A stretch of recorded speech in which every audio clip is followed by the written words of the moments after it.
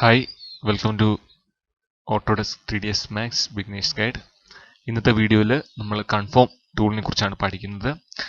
Confirm tool എന്ന് പറയുമ്പോൾ നമുക്ക് എന്തെങ്കിലും ഒരു ഒബ്ജക്റ്റിന് മുകളിൽ അല്ലെങ്കിൽ ഒരു പ്ലെയിന് മുകളിൽ മറ്റൊരു ഒബ്ജക്റ്റ് റാപ്പ് ചെയ്യുന്നതിന് വേണ്ടിയാണ് ഇത് യൂസ് ചെയ്യുന്നത്. വളരെ സിമ്പിൾ ആയിട്ടുള്ള ഒരു ടൂളാണ്. ഞാൻ കാണിച്ചു തരാം എങ്ങനെയാണെന്ന്. ഓക്കെ, അപ്പം അതിനായിട്ട് നിങ്ങൾ 3ds Max ഓപ്പൺ ചെയ്യുക. നമ്മൾ നോയ്സ് കമാൻഡ് ഓൾറെഡി പഠിച്ചിട്ടുണ്ട്. അപ്പോൾ ഇതിനു വേണ്ടിയാണ് ഞാൻ നേരത്തെ ഇത് പറഞ്ഞത്. അപ്പം എന്താണെന്ന് വെച്ചാൽ ഇങ്ങനൊരു ബമ്പി ആയിട്ടുള്ള ഒരു ഇത് ക്രിയേറ്റ് ചെയ്യാൻ വേണ്ടിയാണ്. ഓക്കെ, സ്കെയില് കുറച്ച് കൂട്ടിയിട്ട് ഇങ്ങനെ ചെയ്യട്ടെ. ഓക്കെ, അപ്പം ഇതിന് മുകളിൽ ഞാൻ മറ്റൊരു പ്ലെയിൻ വരയ്ക്കുകയാണ്.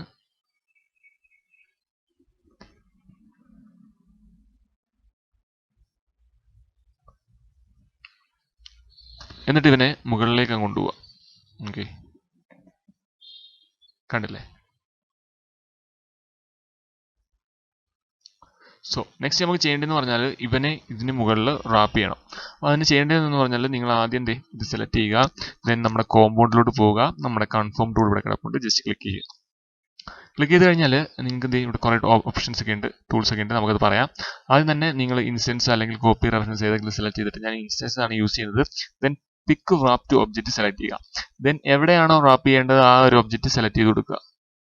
ഓക്കെ, അപ്പം നമുക്കൊന്ന് വെയിറ്റ് ചെയ്യാം അതിനുവേണ്ടി. ഇപ്പോൾ റാപ്പായി കിട്ടും. ഓക്കെ, നമ്മുടെ റാപ്പ് ആയിട്ടുണ്ട്. ദെൻ ഇത് നിങ്ങളിപ്പോൾ നോക്കുന്നുണ്ടായിരിക്കും ഇതെന്താണ് ഇങ്ങനെ വന്നിരിക്കുന്നത്. അപ്പം നമ്മളത് വരച്ചതിലുള്ളൊരു പ്രശ്നമാണ്. ഞാൻ കൺട്രോൾ Z കൊടുത്തു. നമുക്ക് ഇവനെ കുറച്ച് സ്കെയിൽ ചെയ്യാം. ഓക്കെ,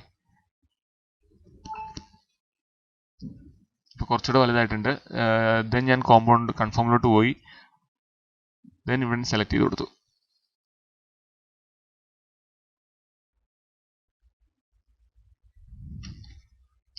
ഓക്കെ, നമുക്കിപ്പം ഇങ്ങനെ വന്നിട്ടുണ്ട്. കാരണം നമ്മുടെ ഈ ഭാഗത്ത്, അതായത് താഴത്തുള്ള ഈ പ്ലെയിനകത്ത് എന്തൊക്കെ കവർ ചെയ്തിട്ടുണ്ടോ ആ ഭാഗം മൊത്തം ഇവിടെ റാപ്പായിട്ട് വന്നിട്ടുണ്ട്. കണ്ടില്ലേ? കറക്റ്റ് ആ ഒരു ഷേപ്പിൽ തന്നെ വന്നിട്ടുണ്ട്. നിങ്ങൾക്ക് ഇപ്പോൾ ടെറൈനൊക്കെ യൂസ് ചെയ്യുകയാണെങ്കിൽ ഇതിങ്ങനെ യൂസ് ചെയ്യാം. അപ്പോൾ നിങ്ങൾ നോക്കുമ്പം ഇത് രണ്ടും കൂടെ മിക്സ് ആയിട്ട് വന്നിട്ടുണ്ട് കളർ ഇല്ലേ. നിങ്ങൾ ചെയ്യേണ്ടതെന്ന് പറഞ്ഞാൽ റൈറ്റ് സൈഡിൽ താഴേക്ക് വന്നിട്ട് hide wrap to object select ചെയ്താൽ ബാക്കിയുള്ള ആ ഭാഗം നമുക്ക് കാണാൻ പറ്റും. ഈ ഒരു ഭാഗം മാത്രം സെപ്പറേറ്റ് ചെയ്ത് കാണാം. കണ്ടില്ലേ? അപ്പം ഇവിടെ ഇത് ടിക്ക് ചെയ്താൽ ഇതുപോലത്തെ ഈ ഒരു ടെക്സ്ചറിങ് കിട്ടും. ഓക്കെ, ഇപ്പം നിങ്ങൾ നോക്കാമെങ്കിൽ താഴെ ചെറിയൊരു ഇത് ഒരു ചെറിയൊരു ഗ്യാപ്പ് കിടക്കുന്നതാണ്. അത് ഫില്ല് ചെയ്യാനായിട്ട് നിങ്ങൾ സ്റ്റാൻഡ് ഓഫ് ഡിസ്റ്റൻസ് എന്ന് പറയുന്നത് 0 കൊടുത്താൽ കറക്റ്റ് താഴെയായിട്ട് അലൈൻ ചെയ്ത് കിട്ടും. കണ്ടില്ലേ? കാരണം ഇപ്പം നമ്മൾ അതിന് മുകളിലായിട്ട് വന്നിട്ടുണ്ട്. ഓക്കെ, കണ്ടില്ലേ? കറക്റ്റ് അതിൽ വന്നിട്ടുണ്ട്. ഇനി ഡിഫോൾട്ട് പ്രൊജക്ഷൻ ഡിസ്റ്റൻസ് ആണെങ്കിൽ അത് കൂട്ടി കൊടുക്കുന്നതിനനുസരിച്ച് ഇതിന്റെ പ്രൊജക്ഷൻ കൂടി വരും. ഓക്കെ, അപ്പം ഇത്രയേ ഉള്ളൂ കാര്യം. നമ്മുടെ ചെറിയൊരു ടൂളാണ് ഇത്. പലയിടത്തും നമുക്ക് യൂസ് ചെയ്യാം. ഞാൻ ടൂളെല്ലാം പറഞ്ഞു തരുന്നതേ ഉള്ളൂ കേട്ടോ. അപ്പം ഇത് നമുക്ക് യൂസ് ചെയ്യുമ്പം ഇതിന്റെ കറക്റ്റ് യൂസും ഇതെവിടെയൊക്കെ യൂസ് ചെയ്യാം എന്നുള്ളതും നമുക്ക് പഠിക്കാം. അപ്പം എങ്ങനെ ടൂൾ യൂസ് ചെയ്യാം എന്ന് മാത്രം പഠിക്കാം. അല്ലാതെ ഇതിന്റെ ഒരു ആപ്ലിക്കേഷൻ ലെവൽ നമുക്ക് പിന്നെ പഠിക്കാം.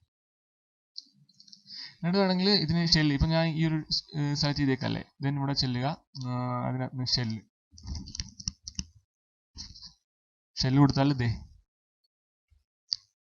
ഷെല്ല് ക്രിയേറ്റ് ആയി വന്നിട്ടുണ്ട്. കണ്ടില്ലേ? നമുക്ക് അതിൻ്റെ എമൗണ്ട് കൂട്ടി അല്ലെങ്കിൽ സെഗ്മെന്റ് കൂട്ടി കൊടുക്കാം. അതുപോലെ തന്നെ എമൗണ്ട് കൂട്ടി കൊടുക്കാം.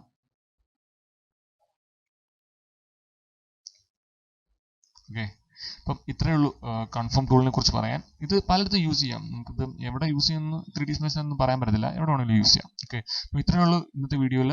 വീഡിയോ മനസ്സിലായെന്ന് വിചാരിക്കുന്നു. മനസ്സിലായെങ്കിൽ ജസ്റ്റ് ലൈക്ക് ചെയ്യുക, അതുപോലെ തന്നെ ചാനൽ സബ്സ്ക്രൈബ് ചെയ്യുക.